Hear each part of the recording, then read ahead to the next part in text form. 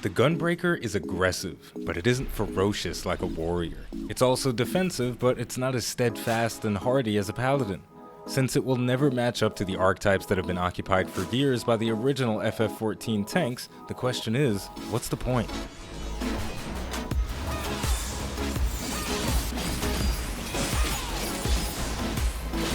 For me, it's all about style. With that in mind, although the Gunbreaker is incredibly stylish, it hasn't forgotten about substance. And in today's overview, we're going to talk about what makes Final Fantasy XIV's newest tank fun, but also worthwhile. Let's get started. The foundation for the Gunbreaker is a standard 1-2-3 combo that's connected to the job's resource system called the Powder Gauge. The Powder Gauge holds 2 points of a resource called cartridges, and using Solid Barrel, the final hit of your 1-2-3 combo will generate 1 cartridge. Those cartridges can be spent with Burst Strike, a high damage single target attack, Faded Circle, a moderate damage area attack, and Gnashing Fang. All of this is pretty standard, but Gnashing Fang is a lot more than meets the eye. First, it has a 30-second cooldown, and on hit it unlocks a new, more powerful 1-2-3 combo, which also unlocks the signature move for the Gunbreaker, Continuation.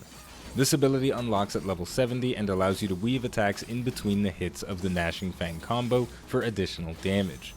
Now that we know about the combo actions, we can talk about the other actions that make up the Gunbreaker's combat flow. No Mercy is a 20% damage buff with a 20-second duration and a 60-second cooldown. This cooldown lines up very well with every other offensive ability and weapon skill in the Gunbreaker's kit. They all have cooldowns of either 30 seconds or 60 seconds, which means if activated on time, they will cool down around the same time as No Mercy. Sonic Break deals moderate damage and applies a strong damage over time effect for 30 seconds. Bow Shock or Bow Shock deals minor area of effect damage and applies a strong damage over time effect for 15 seconds. And Danger Zone is a high damage single target attack and a great song by Kenny Loggins. I like to activate No Mercy right before starting a Gnashing Fang continuation combo to ensure the two will always be ready around the same time. Once the combo is done, I use the actions Danger Zone, Sonic Break, and Bow Shock. Using these actions while under the effect of No Mercy is key to keeping your damage as high as it can be. The Gunbreaker also has an area of effect combo, Demon Slice and Demon Slaughter. A successfully comboed Demon Slaughter grants a cartridge which can be spent on Faded Circle. When you're fighting against large groups, use these actions. One final action, Bloodfest, is a 90-second cooldown that grants 2 cartridges. You can use it as part of your standard rotation or hold onto it for moments when you know burst damage is required. Last but certainly not least, the defensive abilities for the Gunbreaker are powerful and versatile, but they're different from what you may be used to if you've got a lot of experience with the Warrior and Paladin. Like all the tanks, we have the standardized 30% damage reduction for 10 seconds in the skill Nebula, which is learned at level 38, but the unique Gunbreaker abilities are what I want to focus on. First, Aurora, learned at level 45, grants a heal over time to yourself or any allied target. The heal potency is 200 and lasts for 18 seconds. The total potency of this heal is the same as the potency of Clemency from the Paladin and Equilibrium from the Warrior, but because it's spread out over 18 seconds, the functionality of this ability is completely different. Aurora is a means to smooth out fluff damage that enemies deal over the course of a fight. In dungeon pulls, I use it whenever it's available, but against bosses, I like to save it for right before I'm about to take a big hit. It's not an instant recovery, but again, it will smooth things out.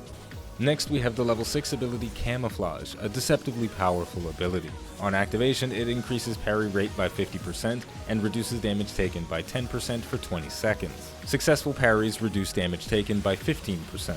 This is great for dungeon pulls, but it also has a lot of potential against bosses as well. But it needs a little help from the level 68 ability Heart of Stone. This reduces damage taken by 15%. Heart of Stone can also be used on a teammate, and if activated while under the effect of Brutal Shell, they gain a shield equal to its strength. So back to the original point, if you're tanking a boss and they're using a tank buster, you can stack Camouflage with Heart of Stone for very hefty mitigation. Finally, there's Heart of Light, a group buff that reduces magic damage taken by 10%.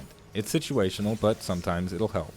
The final tanking ability is Superbolide. On activation, it reduces your HP to 1 and makes you immune to most incoming damage for 8 seconds with a 6-minute cooldown. I'm not a huge fan of this ability, but I don't hate it either. It's a great oh shit button. If you activate Superbolide while you're at max health because you want to mitigate damage, you're doing it wrong because you've essentially done over 100,000 damage to yourself. On the flip side, if you activate this ability to save yourself from certain death, then you'll cover your ass for 8 seconds, which should be more than enough time for your group's healer to bring you back to max. Overall, the defensive tools available to the Gunbreaker feel a bit softer than what you might be used to on the Warrior or Paladin. You don't have any tools to quickly burst your health back from 0 to maximum, but what you do have are several tools to keep the fight consistent. Against bosses and single targets, the shield and healing provided by Brutal Shell will help smooth out auto attack damage, and the same is true for the regen provided by Aurora. Same goes for the damage reduction and parry chance provided by Camouflage. Camouflage can be stacked with Heart of Stone for big mitigation against tank busters, and Camouflage will continue to smooth out damage for a while afterwards. Finally, both Heart of Stone and Aurora can be cast on teammates if they need the support. This applies in both 4-man dungeons and 8-man encounters. If you're off-tanking with the Gunbreaker, you can apply Heart of Stone and Aurora to the main tank throughout the fight. For the combat flow, the offensive tools available to the Gunbreaker feel quick and they look epic. Against single targets, the damage output is great, and bursting down targets with Gnashing Fang and Continuation feels awesome. The AoE damage isn't as satisfying as what you get with the Warrior, but that's a very high bar to reach. With that in mind, you can dish out impressive damage to large groups with No Mercy, Fated Circle, and Bloodfest. Finally, Superbolide isn't as powerful as Hallowed Ground because nothing in the game is, but it's a pretty close second. If you use it at the right time, it'll make you invulnerable and allow your healers to recover your health back to maximum, at which point things will return to business as usual. In conclusion, if you're looking for a change of pace in tanking style and fighting style, the Gunbreaker is definitely worth checking out. It might feel a little bit weird to start with, but if you're anything like me, then it will grow on you as time progresses. And there we go. To wrap things up, I'm very happy with the Gunbreaker. Like I've mentioned before, I didn't enjoy it when I first picked it up, but over time I grew to like it, and at this point I can say it is my second favorite tank next to the Warrior. I'll always be a Warrior main at the end of the day, but I enjoy picking up and playing the Gunbreaker. I don't feel weaker when I enter dungeons and trials, but I feel different, and that's a good thing. So, with all of that said, we're going to wrap things up, but if you'd like to talk more about the Gunbreaker or tanking in general in Final Fantasy XIV, leave a comment and I will be sure to reply as soon as I see it.